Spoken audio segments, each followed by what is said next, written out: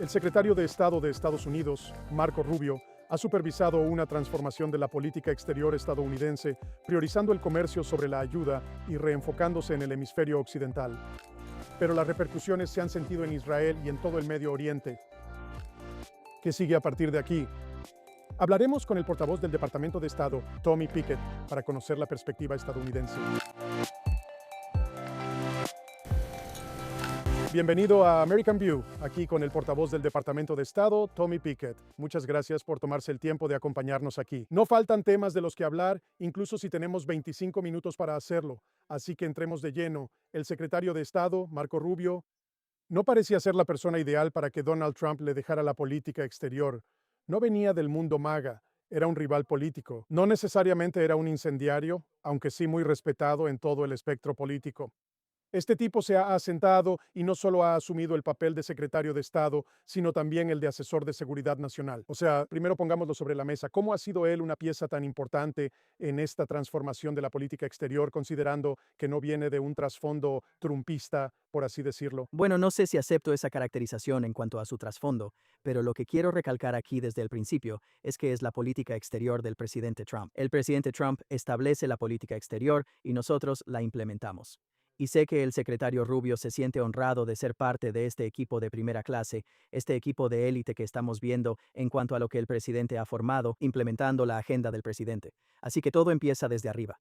Empieza con la claridad de propósito que el presidente Trump está dando en cuanto a la agenda que quiere impulsar, los principios que quiere promover y luego la colaboración que estamos viendo con los miembros de su equipo para lograrlo. Así que el secretario Rubio, honrado de ser parte de ese equipo, implementando la política exterior del presidente y saliendo a hablar cada vez que tiene oportunidad, asegurándose de que está implementando la visión que tiene el presidente Trump. El presidente Trump es un presidente atípico, no creo que nadie discuta eso, y ha manejado su política exterior no de la manera ortodoxa, lo cual ha resultado muy bien en algunos aspectos.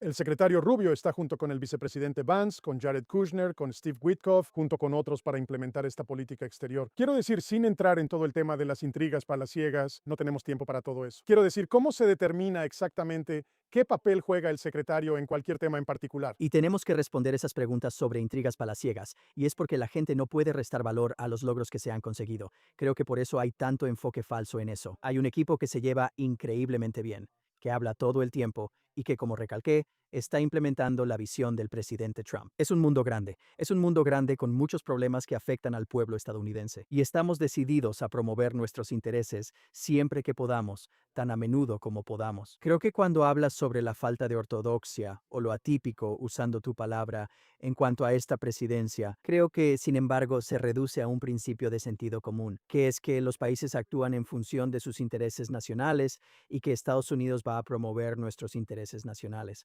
Eso suena como sentido común. Durante mucho tiempo, tal vez no era lo típico, pero ahora sí lo es. Así es como estamos abordando esto, y el secretario lo menciona con bastante frecuencia. Eso no significa que no podamos encontrar colaboración con otras naciones. De hecho, es lo contrario. Cuando tienes claridad sobre tus intereses, en realidad te permite cooperar con otras naciones donde tus intereses coinciden. Y cuando tus intereses no coinciden, también tienes mucha claridad sobre eso. Busquemos una manera de superar esto. Busquemos una manera de sortear esto. Busquemos una manera de avanzar. Así que en realidad facilita aún más esa implementación. Mencionaste a todos los integrantes del equipo del presidente Trump, o a muchos de los integrantes del equipo del presidente Trump, cuando se trata de política exterior. Realmente lo es, como dije. Ese es un equipo de primera en política exterior. Hay personas de todo el mundo trabajando juntas, en perfecta coordinación, para implementar la agenda del presidente. Así que hablemos sobre la implementación de la agenda del presidente aquí, específicamente cuando se trata de Israel. Sabes, hay críticos que dirán que Israel controla la política exterior estadounidense. También hay críticos en Israel que dicen que el presidente Trump le dicta a Benjamín Netanyahu. Realmente depende de tu punto de vista. Quiero decir, este ha sido un momento realmente delicado en las relaciones entre Estados Unidos e Israel, especialmente con la falta de apoyo demócrata que ahora está creciendo y especialmente ahora que algunos sectores marginales del Partido Republicano están retirando su apoyo. ¿Cómo está manejando en términos generales esta relación actualmente el secretario y el Departamento de Estado?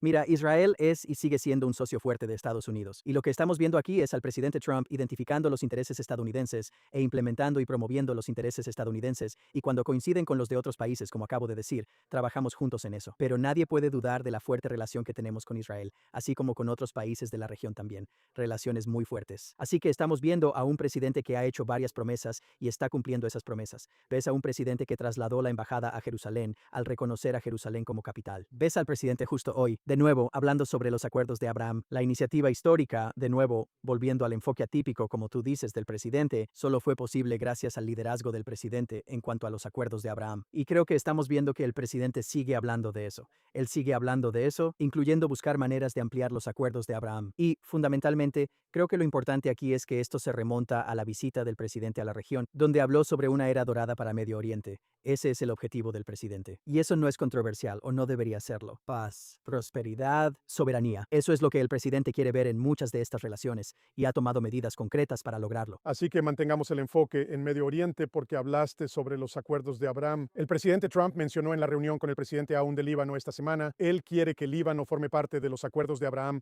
para que pueda ser una pieza importante de cara al futuro. Obviamente va a tomar mucho tiempo llegar ahí, pero el secretario Rubio tomó la iniciativa aquí al implementar este marco trilateral entre Estados Unidos, Israel y Líbano, tratando de encontrar una manera de avanzar aquí para erradicar a Hezbollah del sur de Líbano, tratando de encontrar una forma de lograr una paz a largo plazo entre Israel y Líbano. Cuando alguien toma las riendas, significa que se están arriesgando, básicamente.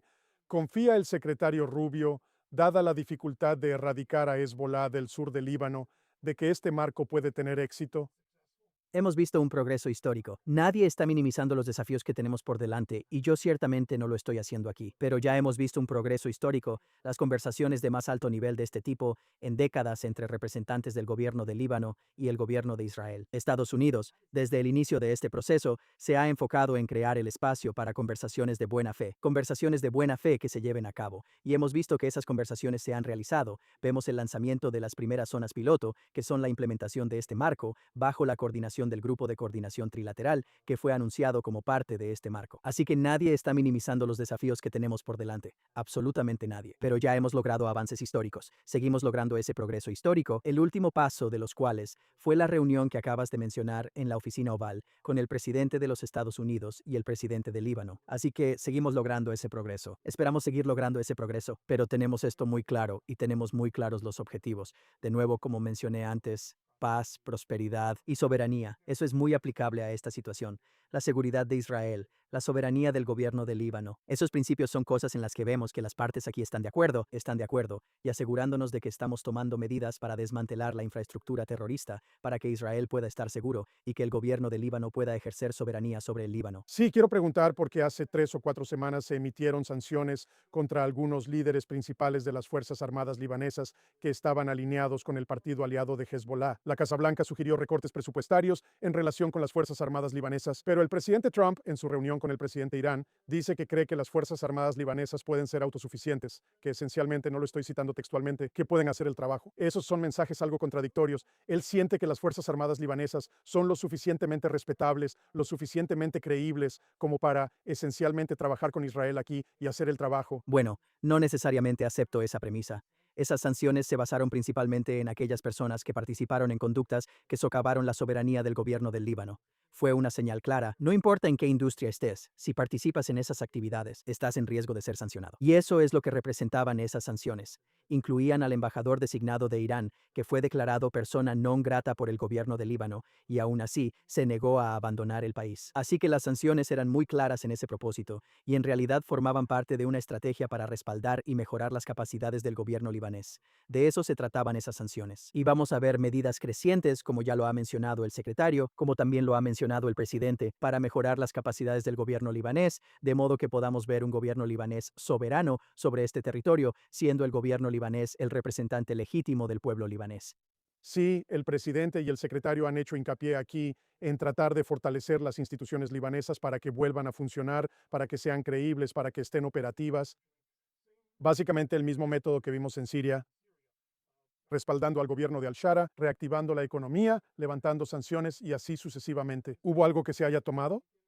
Quiero decir, no son cosas iguales aquí, pero ¿Hubo algo que se haya tomado básicamente del éxito de poner en marcha de nuevo al gobierno sirio que el Departamento de Estado pueda aplicar aquí en Líbano? Bueno, son dos circunstancias muy diferentes, obviamente. Quiero decir, lo que estamos viendo en cuanto a las conversaciones entre el gobierno de Israel y el gobierno de Líbano es realmente una conversación entre esas dos naciones para encontrar el mejor camino a seguir para garantizar la seguridad, la prosperidad y la soberanía. Así que estamos viendo que esas discusiones están ocurriendo. En Siria, de lo que estamos hablando aquí, son pasos, por ejemplo, para eximir ciertas actividades de sanciones, fomentar la inversión económica de nuevo en Siria. Vimos un anuncio reciente entre Siria e Irak, por ejemplo, sobre un ducto que impulsará aún más esos esfuerzos. Y creo que parte de lo que también estamos viendo aquí es que en Siria tenemos un ejemplo donde, antes de que el gobierno actual estuviera en el poder, un régimen que activamente impedía nuestra capacidad para combatir el terrorismo y al ISIS, por ejemplo. Y ahora tenemos un socio para combatir al ISIS. Eso en sí mismo es un cambio histórico en la región. Y el presidente ha sido muy claro cuando se trata de Siria. Quiere darle a Siria la oportunidad de alcanzar la grandeza. Otra circunstancia en la que nadie está minimizando el camino que tenemos por delante aquí,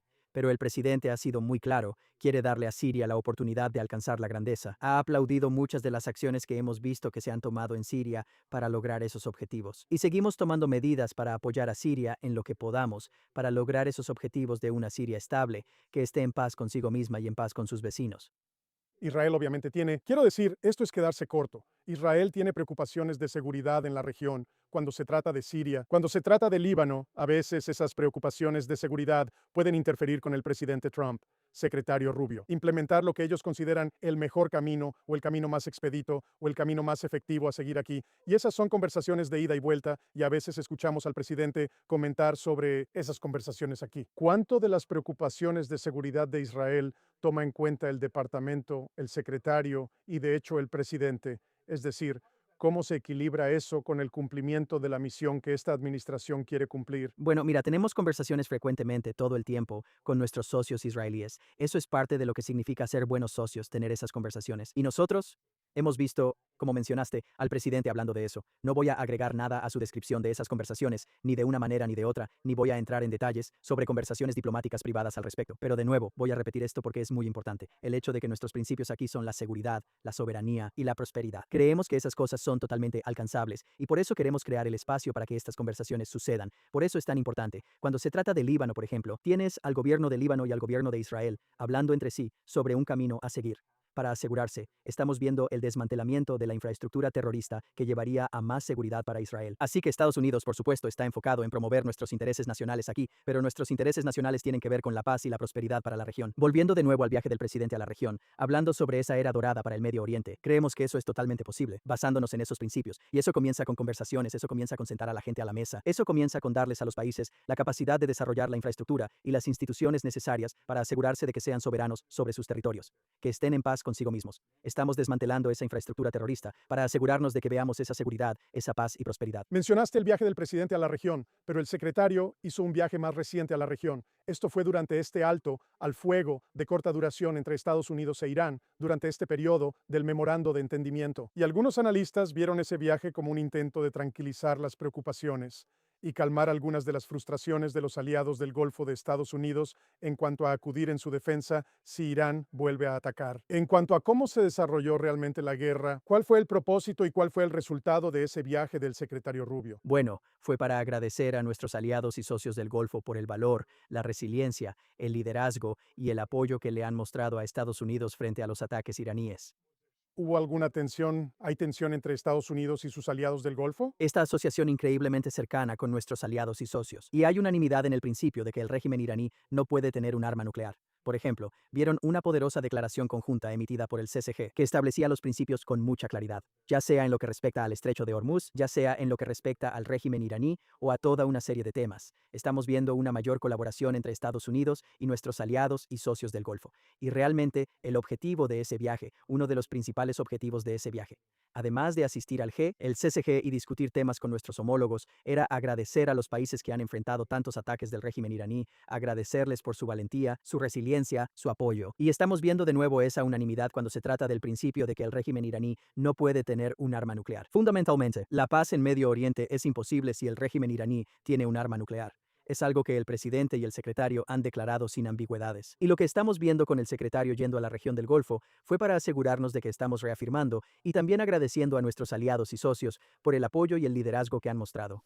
Entonces, desde un punto de vista estratégico, aquí tienes a la región unida contra un enemigo común. O sea, incluso el gobierno libanés aquí quiere que Irán se largue del país. En este punto, miras la totalidad de la situación. O sea, el avance de los acuerdos de Abraham es una visión, pero cómo esta administración, cómo el Departamento de Estado aprovecha esta situación donde todos quieren que este régimen se vaya.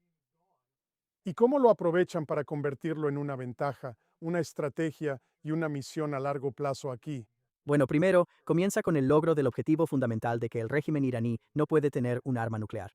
Esa es una amenaza inaceptable para la región, para los Estados Unidos, para el mundo. No se puede permitir que eso suceda. Y el presidente lo ha dejado claro una y otra vez. Las acciones que ha tomado el presidente respecto al régimen iraní ya han hecho que la región y el mundo sean más seguros. La operación Minute Hammer arrasando esos sitios nucleares, la operación Epic Fury diezmando las capacidades de armas convencionales del régimen iraní. Recientemente, tuvimos un memorando de entendimiento. El régimen iraní rompe el memorando, luego el presidente actúa en consecuencia. Y esas son las acciones recientes que hemos visto en los últimos días. Así que el presidente ya está haciendo que la región, el mundo y Estados Unidos sean más seguros gracias a las acciones que ha tomado.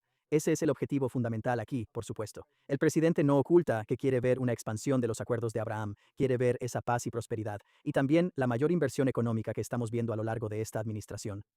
Billones de dólares en nuevas inversiones entre Estados Unidos y nuestros socios en Medio Oriente, billones de dólares. Esa asociación económica que trae tantos beneficios, que genera tantos empleos para el pueblo estadounidense, también genera beneficios para la región. Esa inversión económica es fundamental para la forma en que el propio presidente ha descrito su enfoque de la política exterior, el hecho de que la economía es fundamental.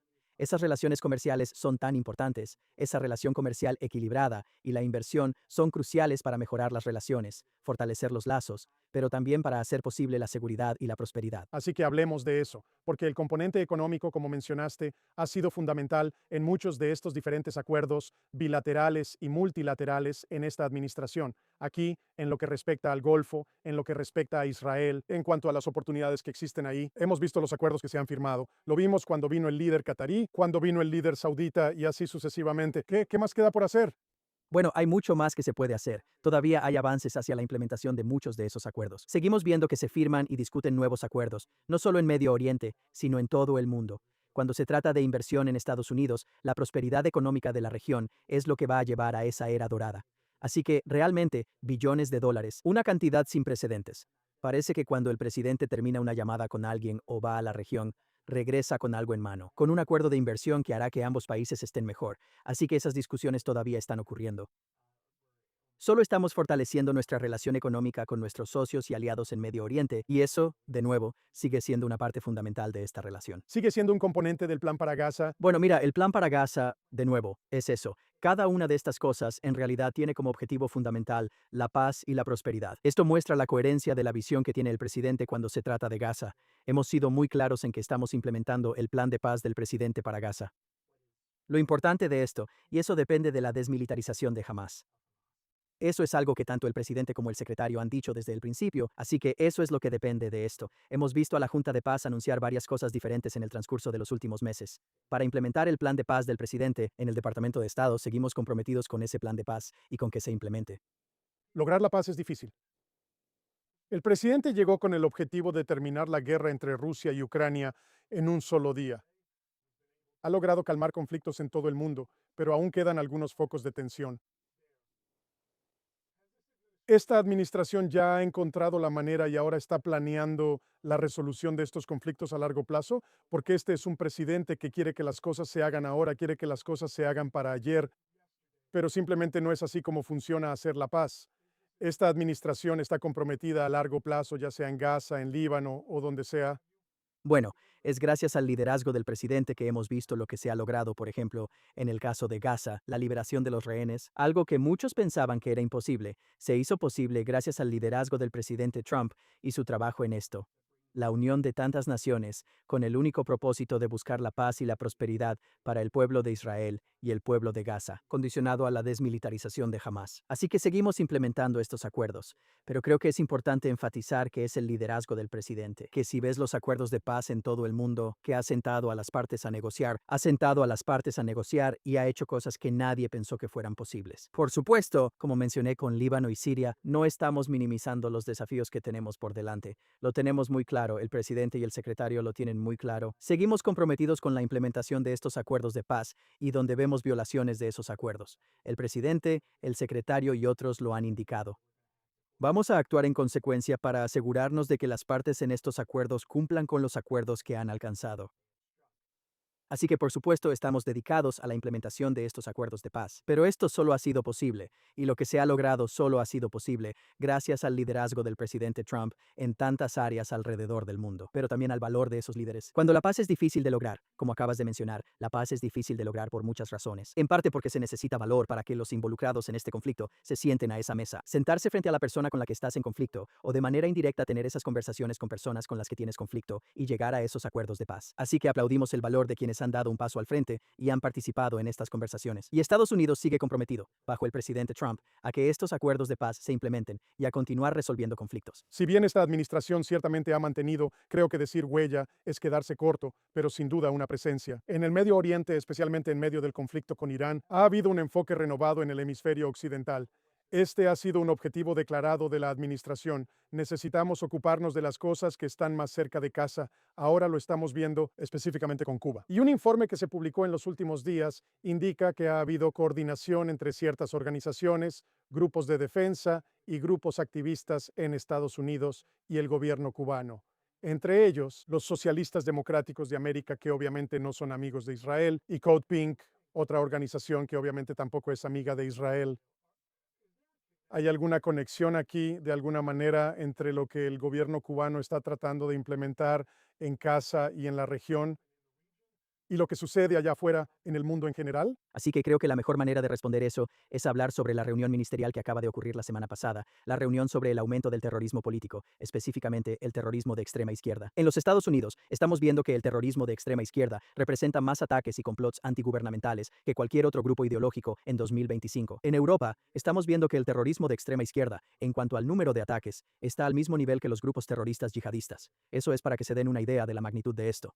Cuba, por supuesto, como lo describió el secretario y como indica el informe, es un partidario de este extremismo de extrema izquierda que está llevando a este aumento de la violencia. Y en Estados Unidos tenemos graves preocupaciones con la red, la campaña de influencia y espionaje que el régimen cubano ha implementado durante décadas y que sigue implementando hasta el día de hoy dentro de los Estados Unidos de América. Y ese informe fue un informe con fuentes citadas de forma transparente para decirle al pueblo estadounidense: aquí está la evidencia que pueden ver con sus propios ojos. Mucha de ella es pública, mucha de ella, estos grupos están orgullosos, asombrosamente, de su afiliación con el régimen cubano. Ellos mismos lo dicen. Así que esto es contar esa historia, poner los hechos sobre la mesa. Por supuesto, cuando se trata del terrorismo de extrema izquierda, y esto es algo que el secretario también ha abordado, vemos una convergencia de diferentes tipos de terrorismo y un traslape entre conexiones cada vez mayores. Por ejemplo, con los grupos terroristas respaldados por Irán y estos grupos terroristas de extrema izquierda. Estamos viendo una convergencia aquí donde estamos observando vínculos cada vez mayores, quizás motivaciones crecientes cuando se trata de complots terroristas. Pero fundamentalmente, esto ha sido un punto ciego en la forma en que abordamos la lucha contra el terrorismo. Y es un punto ciego que esta administración está decidida a abordar para mejorar nuestra capacidad de combatir a estos grupos terroristas